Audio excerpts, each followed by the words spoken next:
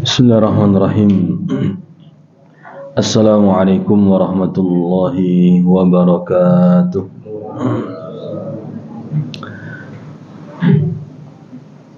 Alhamdulillahil karimil aliyyil jalil, alladzi wa'ada bil jannati liman tamassaka sawa'as sabil. Wa asyhadu an la ilaha illallah wahdahu la syarika lah, rabbu kulli syai'in wa huwa ala kulli syai'in wakil. Wa asyhadu anna Muhammadan abduhu wa rasuluhul mustafal khalil. Allahumma salli wa sallim wa barik wa zid wa an'im alaihi wa ala alihi wa ashabihi wa man tabi'ahum bi ihsanin ila yaumir rahil. Amma ba'd. Allahumma inna nas'aluka ilman nafi'an wa rizqan tayyiban wa amalan mutaqabbalan. Allahumma a'inna ala dzikrika wa syukrika wa husni ibadatika. Allahumma anfa'na bima 'allamtana wa 'allimna ma yanfa'una wa zidna ilma. Rabbana shrah lana sudurana wa yassir lana umurana wahlul 'uqdatam min alsinatina yafqahu aqwalana. Hadirin jamaah salat subuh yang kami muliakan dan kami hormati, hafizani wa hafizakumullah. Pagi hari ini Ahad, hari yang ke-12 dari bulan yang kelima dalam penanggalan Islam, bulan Jumadal Ula, tahun 1445 dari hijrahnya Nabi kita tercinta Nabi Ahmad sallallahu alaihi wasallam, yang bertepatan dengan tanggal 26 November 2023 Miladiyah. Kita akan melanjutkan silsilah atau rangkaian kajian berseri kita, membahas dan mengupas hadis-hadis yang dikumpulkan oleh salah seorang ulama Islam berkaitan dengan kehidupan sehari-hari kita sebagai seorang muslim dan muslimah, dari pembahasan Kitab Bulughul Maram bagian yang terakhir, Kitabul Jami'. Masih berada di bab yang keempat, bab At-Tarhib min Masawi'il Akhlaq, peringatan dari berbagai perilaku yang tidak terpuji. Kita akan masuk hadis urutan yang ke-32.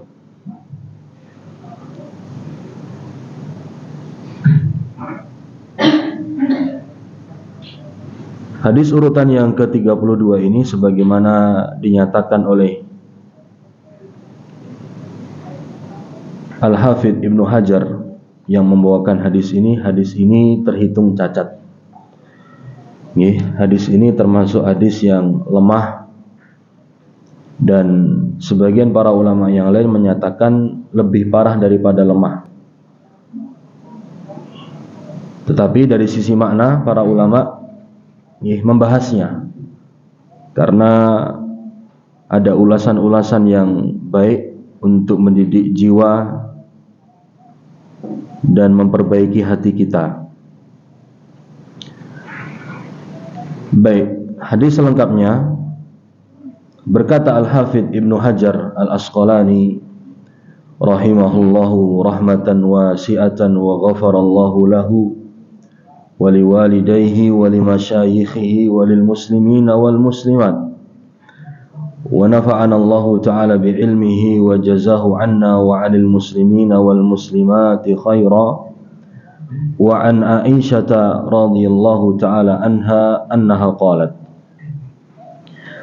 dan dari sahabiah yang mulia ibunda kita semua, Ummul Mukminin Ummu Abdillah Aisyah bintus Siddiq radhiyallahu taala anha, beliau berkata, qala Rasulullah sallallahu alaihi wasallam, Rasulullah sallallahu alaihi wasallam bersabda, asyu'mu su'ul khuluqi. Kesialan itu terjadi dikarenakan akhlak yang buruk. Kesialan itu terjadi dikarenakan perilaku yang buruk. Akhrajahu Ahmadu wa fi isnadihi dha'fun. Hadis ini dikeluarkan oleh Imam Ahmad rahimahullah dengan mata rantai periwayatan atau sanad yang cacat atau lemah.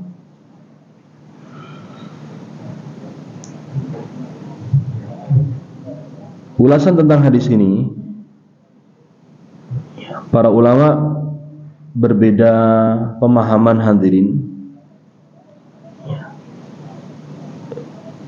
dalam memahami redaksi hadis ini. Ada sebagian para ulama yang memahami tidak seperti terjemahan yang kita simak bersama tadi. Ya. Tadi kita simak bahwasanya makna dari asyu'mu su'ul khuluqi adalah kesialan itu diakibatkan karena akhlak yang tidak baik. Ya. Ulama lain memahami bahwasanya makna dari hadis ini itu adalah beranggapan negatif itu termasuk akhlak yang buruk. Ya. Yang dipilih oleh para ulama adalah makna yang pertama yang telah kita simak bersama tadi terjemahannya. Ya. Di mana kesialan itu terjadi akibat dari akhlak yang tidak baik.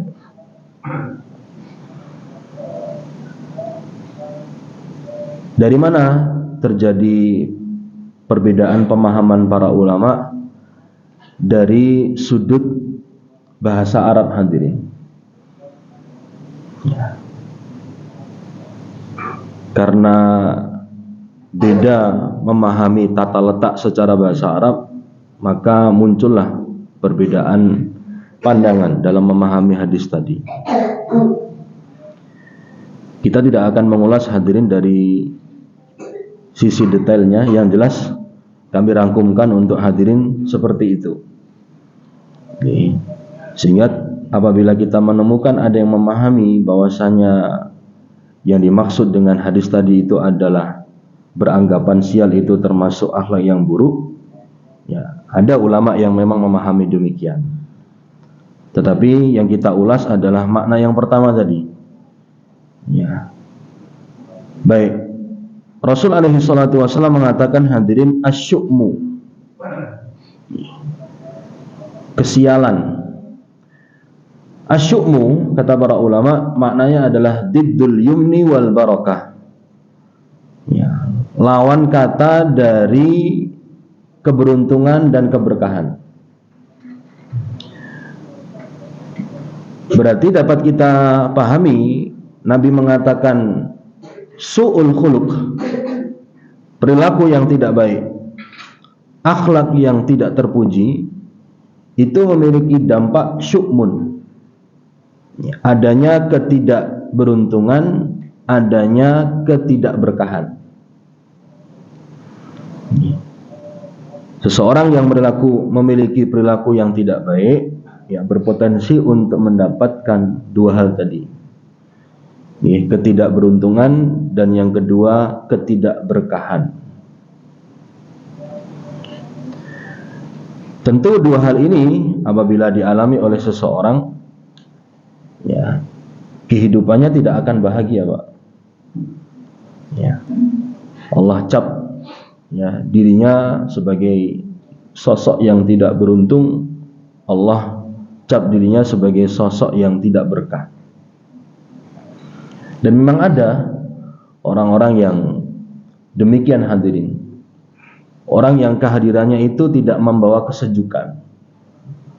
Rasul alaihi salatu wasallam dalam hadis menyebutkan, inna minan nasi mafatiha lil khairi maghaliqa lisyarri wa inna minan nasi maghaliqa lil khairi mafatiha lisyarr. Ada sebagian dari manusia itu yang memiliki karakter menjadi kunci-kunci pembuka pintu kebaikan, dan ada di antara mereka yang memiliki karakter menjadi kunci yang menutup atau gembok yang menutup pintu-pintu kejelekan.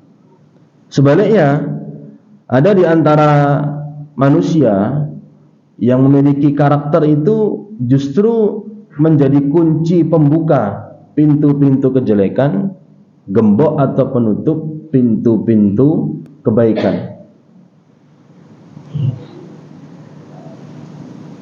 Jelas orang yang dikatakan sebagai miftahul khair, kunci kebaikan, salah satunya dapat kita temukan indikatornya dari husnul khuluq, dari perilaku dia yang baik.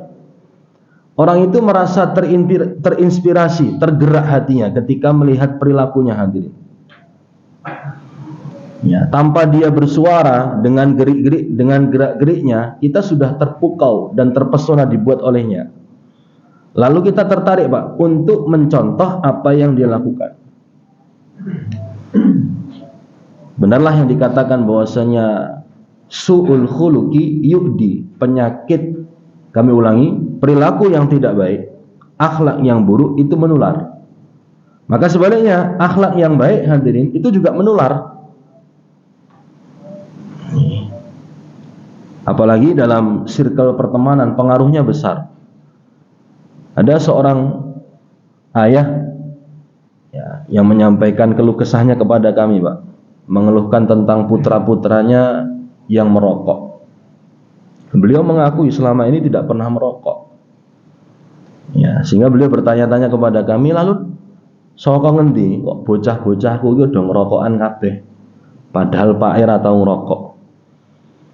Ya, jawabannya hadirin sekalian dari circle pertemanannya, Pak. Ya, teman-teman dia yang menjadi teman mainnya hari-hari ketemu itu ternyata circle ahlu hisab. Ahlu hisab semuanya.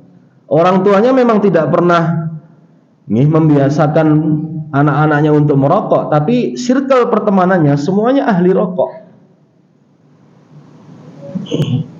Akhirnya seperti yang dikatakan oleh Nabi, perilaku yang tidak baik, Pak.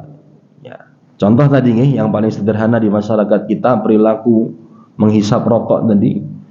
Ya, itu membawa ketidakberuntungan, membawa ketidakberkahan. Ya, dilihat dari perilaku anak-anak ya Bapak tadi. Itu contoh nyata dalam kehidupan sehari-hari kita yang kita dijadikan sebagai objek sederhana. Bagaimana perilaku yang tidak baik itu betul-betul membawa bencana. Lebih lanjut hadirin berkaitan dengan ulasan hadis ini, tentang permasalahan su'ul khuluq, perilaku yang tidak baik, yang kemudian pelakunya itu dikategorikan sebagai sosok yang sayyi'ul khuluq, orang yang memiliki perilaku yang tidak baik. Di samping membahayakan dirinya, ia juga membahayakan orang lain. Ya, jadi yang dikatakan tidak beruntung, tidak mendapatkan barokah itu bukan hanya dirinya, tapi juga orang lain. Oleh karenanya itu sebagian dari ahli hikmah mengatakan, al-husnul khuluqu man nafsuhu fi rahatin wan nasu minhu fi salamatin. Orang yang memiliki perilaku yang baik, ya budi pekerti yang terpuji, adalah orang yang dirinya itu merasakan sebuah rohah, Pak, sebuah kelapangan hidup. Dia sendiri bahagia dengan perilaku baiknya ini. Dia tenang, dia tentram.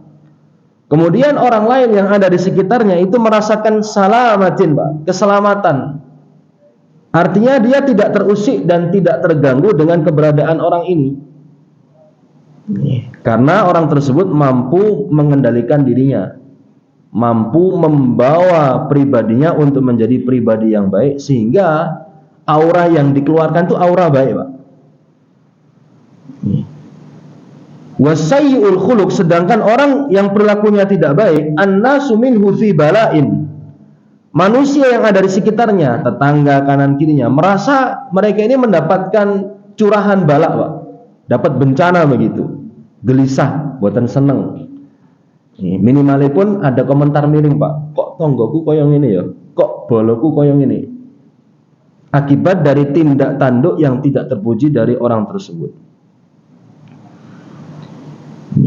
Wa huwa min nafsihi fi ana'in, sedangkan orang itu sendiri, ya, dia itu sedang berkutat dalam kelelahan. Janjane uripe kesel, Pak, tapi ora dirasake. Ya, dengan perilaku dia itu janjane nggih. Ya. Sebenarnya dia tidak bahagia dari perilakunya yang tidak baik, yang mendapatkan respon dari keluarga terdekatnya, yaitu istri dan anaknya, ya, yang tidak bisa membuat dia bahagia. Akhirnya hadirin sekalian, karena dia tidak mendapatkan kebahagiaan dari keluarganya, dia cari kebahagiaan keluar, Pak. Iya, kalau ketika keluar dia membahagikan orang, ternyata membuat orang tidak bahagia. Bagi hadirin yang terhitung sebagai generasi, bukan generasi Gen Z, apalagi generasi milenial, apalagi generasi Gen Z, generasi lawas, 70-an, 80-an, 90-an. Dulu enten pelajaran PPKN, Pak. Kita dikenalkan dengan sebuah materi tenggang nawa, tenggang rasa. Dalam kehidupan bermasyarakat dan bertetangga, salah satu dari contoh simpel yang diajarkan oleh guru-guru kita dulu di bangku sekolah, ya, kita tidak menyalakan radio dengan suara pripun, Pak, keras nih, karena itu tidak tenggang rasa, tidak menghormati tetangga. Itu tidak bertentangan dengan agama kita, Pak. Spirit itu, ya, sesuai, ya, dengan spirit yang ada dalam agama kita, menghormati orang lain. Ya, kita bisa lihat dalam kehidupan sehari-hari kita, orang yang perilakunya tidak baik, Pak, ya, tadi yang tidak menghormati orang lain, sampai naik dewe gitu loh, di masyarakat, ya, tidak melihat siapa depan belakangnya, siapa kanan kirinya, terganggu tidak, ya, dengan perilakunya. Orang yang memiliki akhlak baik akan berpikir, ya, perilaku saya ini mengganggu orang apa tidak, ya, tindak tanduk saya ini membuat kenyamanan orang lain itu hilang atau tidak. Ini orang yang memiliki perilaku yang baik. Dan tentunya hadirin, kualitas ilmu dan keimanan niku berpengaruh, Pak, pada perilaku seseorang. Semakin baik keilmuan seseorang kaitannya dengan masalah agama, dan semakin tertata keimanan seseorang kaitannya dengan masalah iman kepada Allah Subhanahu wa taala, akan terlihat hadirin dari perilakunya yang baik. Tetapi ampun heran, Pak, kalau kita mendapati ada orang itu perilakunya kaya ngono nggih. Karena tadi, Pak, keterbatasan ilmu dan degradasi iman pada diri orang tersebut. Hadirin akramani wa akramakumullah. Suatu hal yang lumrah kita dapati di masyarakat kita, kalau orang yang dulunya perilakunya tidak baik, Pak, berubah menjadi baik. Tetapi yang plesetane pun membagongkan, Pak. Yang membingungkan itu ketika ada orang yang perilakunya sudah baik, kemudian berubah, hadirin sekalian, 360 derajat menjadi tidak baik. Seharusnya dulunya dia mantan orang baik ini, ketika dia baik, itu bisa memberikan sebuah keberuntungan, keberkahan untuk dirinya maupun orang-orang yang ada di sekitarnya. Ketika dia berubah, ya, menjadi sosok yang berperilaku tidak baik, akhirnya hilanglah tadi keberuntungan dan keberkahan baik pada dirinya maupun orang lain. Para ulama menjelaskan itu bisa terjadi.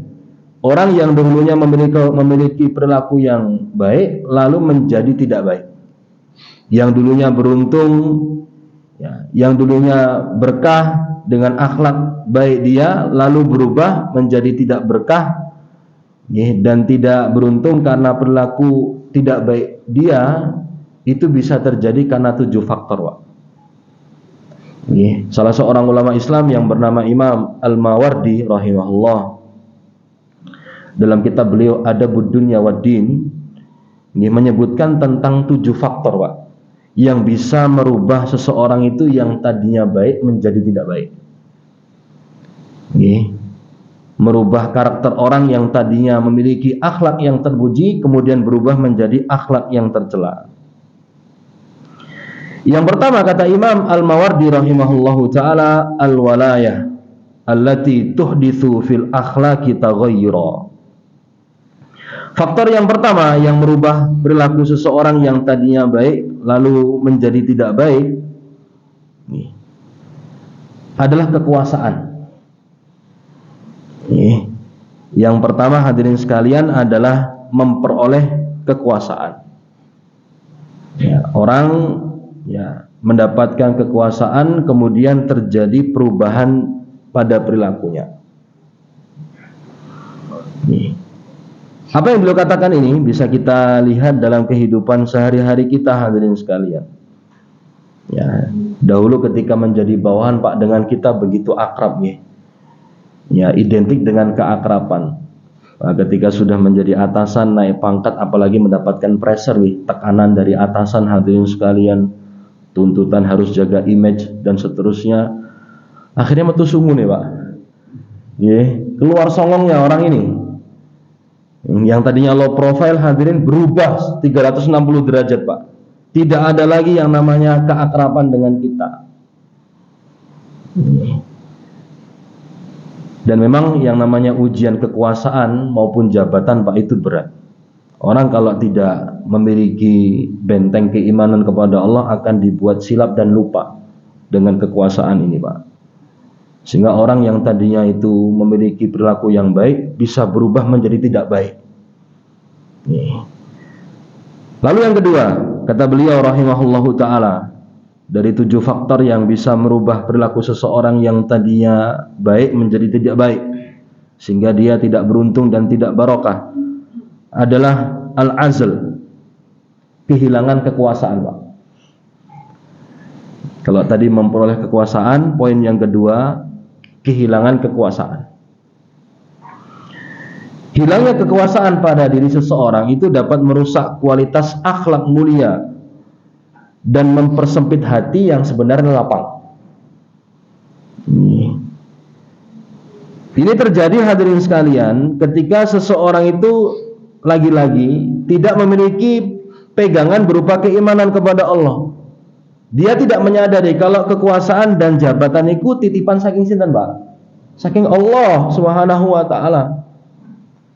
Allah mempercayakannya kepada siapa yang Allah Subhanahu wa taala kehendaki. Entah ini kedudukan maupun jabatan dalam hal dunia maupun kedudukan dan jabatan dalam hal agama. Kita lihat orang-orang yang mabuk jabatan dalam hal dunia itu sudah merupakan hal biasa, Pak, yang kita temukan dalam kehidupan sehari-hari kita. Karena memang yang namanya dunia itu adalah gelanggang, Pak, untuk berebut kekuasaan. Allah menyebutkan dalam Al-Quran memang dunia itu sebagai sebuah wahana tafakhur, saling berbangga-bangga, dan takatsur, saling bermewah-mewahan. Salah satu yang dibangga-banggakan dan dijadikan sebagai objek yang wah lagi mewah adalah jabatan.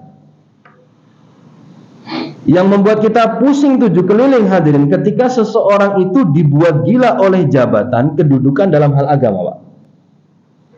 Merasa diorangkan, merasa ditokohkan. Jangan dikira yang membuat orang itu sombong, hadirin sekalian, adalah harta dunia saja. Ilmu agama, Pak, bisa membuat orang itu sombong. Merasa dirinya ustadz besar yang harus diuongke, yang harus diajeni. Ketika tidak diperlakukan dengan baik, marah. Padahal ilmu agama yang Allah Subhanahu wa taala karuniakan kepadanya itu semua adalah taufik dari Allah, bukan semata jerih payahnya.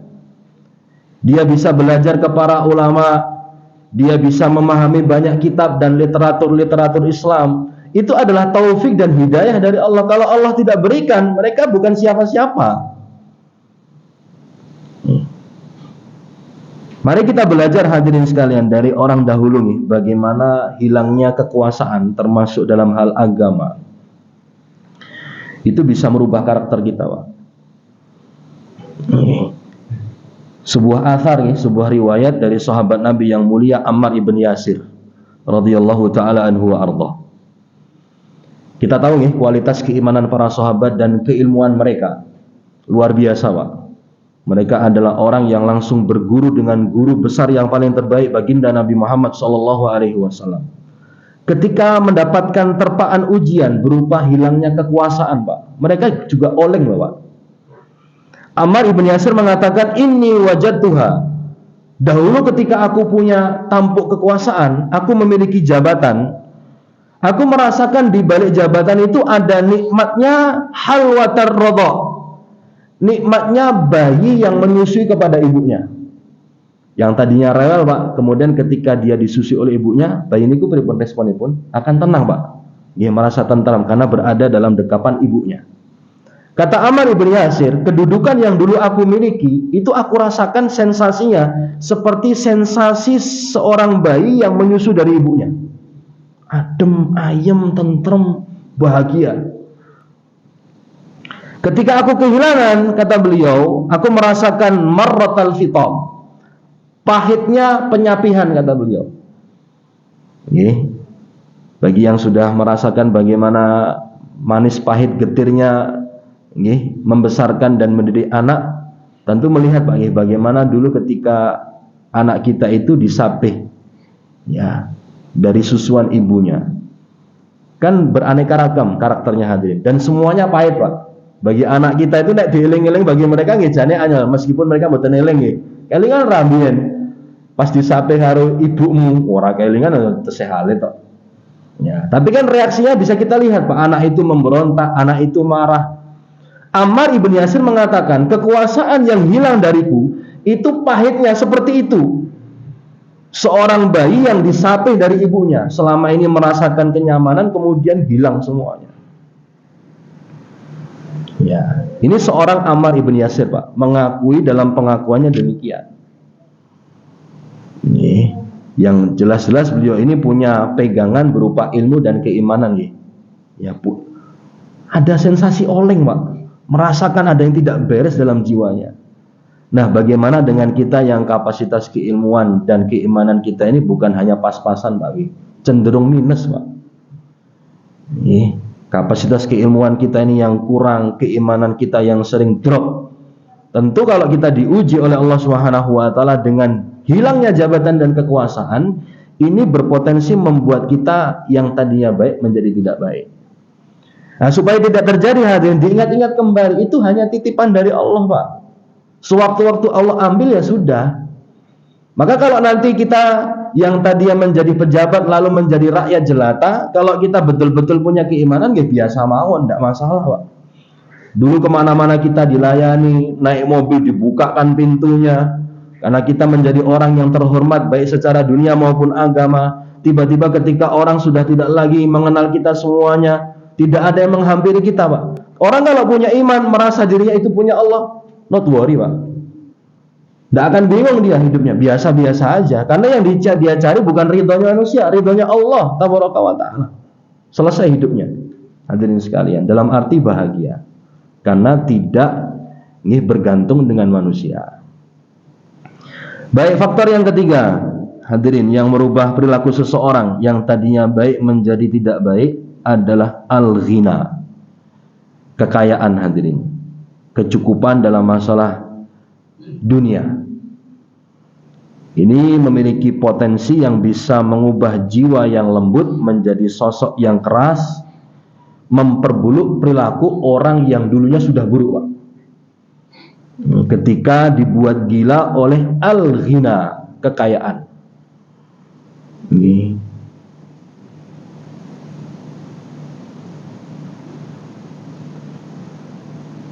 Allah Subhanahu wa taala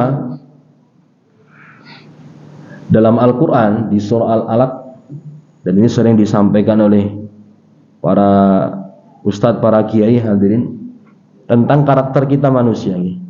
Allah mengatakan dalam salah satu ayat atau dua ayat dari surah Al-Alaq, kalla innal insana la yatgha. Sekali-kali tidak demikian, sesungguhnya manusia itu la yatgha, melampaui batas. Kapan itu terjadi? Allah mengatakan ar-ra'ahu staghna. Ketika manusia itu merasa dirinya serba kecukupan, Pak. Nih, merasa memiliki semuanya. Punya anak buah, punya harta benda, mau healing kemana, ya tinggal pesan mau kemana, serba keturutan, Pak. Nih, Allah mengatakan orang yang biasanya seperti ini hadirin sekalian, dia akan berpotensi untuk layat tagha, melampaui batas. Napa meneh kalau kata orang Jakarta nih, Pak, OKB, Pak. Napa nih kok OKB? Orang kaya baru, Pak. Nih, yang dahulunya tidak kenal kekayaan, yang dahulunya tidak kenal mobil mewah, yang dulunya tidak kenal rumah gedongan, yang dulunya tidak pernah diitari oleh gadis-gadis cantik, Pak. Ketika tiba-tiba itu datang semuanya, Pak, gagap dia dengan kekayaan yang dia punya. Lupa kalau ada kewajiban bersyukur kepada Allah Subhanahu wa taala. Ya. Kenapa demikian? Tidak punya ilmu dan iman hadirin. Merubah karakternya dia. Yang dulunya baik jadi tidak baik, yang dulunya tidak baik semakin tidak baik hadirin. Itu yang ketiga. Kemudian yang keempat, kata Imam Al-Marwardi rahimahullahu taala, al-faqr, lawan dari yang ketiga, Pak. Yang keempat lawan daripada yang ketiga berarti apa? Kemiskinan, Pak. Kekurangan dalam masalah harta dan dunia.